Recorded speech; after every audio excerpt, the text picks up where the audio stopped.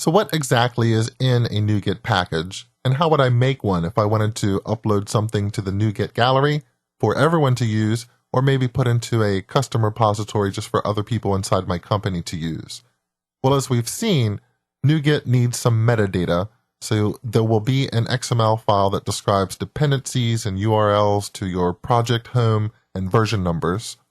We know that NuGet also brings down binary, so you'll have some DLLs inside of your NuGet package, and then there can be some other content.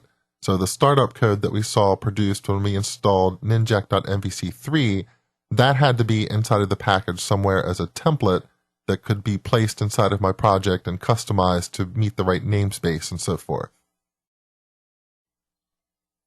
Let me give you an idea of how easy it is to bundle your own libraries into a package. Here I have a Windows class library project. It outputs an assembly called myLibrary. All I need to do to get this working with NuGet is to add a NuSpec file to the project, mylibrary.nuspec. A NuSpec file is just a simple XML file. In here you will put the ID of your project, the version number, the authors. You can include a license URL, project URL, and icon URL, but those are optional.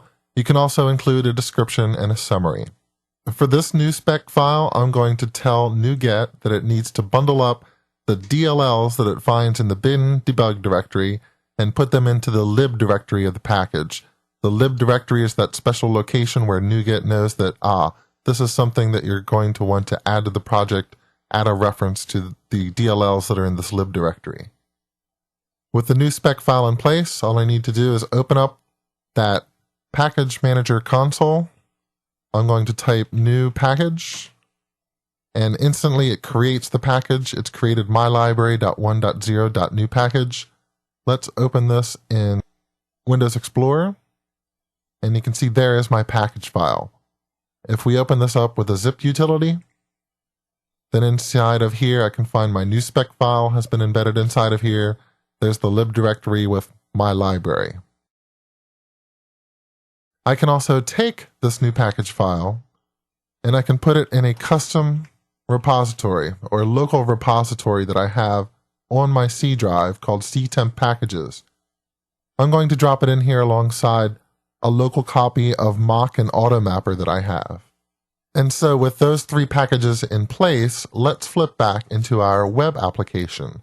I want to be able to see those packages, and in order to do that, I need to tell Visual Studio where my available package sources are.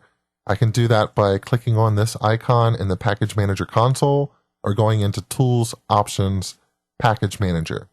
I'm going to add my repo, and it's in ctemp packages.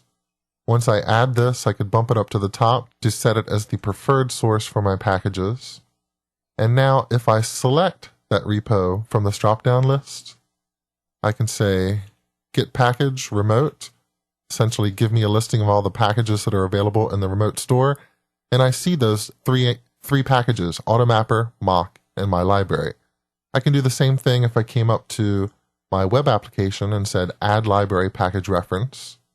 If we go to the Online tab, I can switch between my repo and the NuGet official package source. Under my repo, there's my library. Let's install it. It's finished.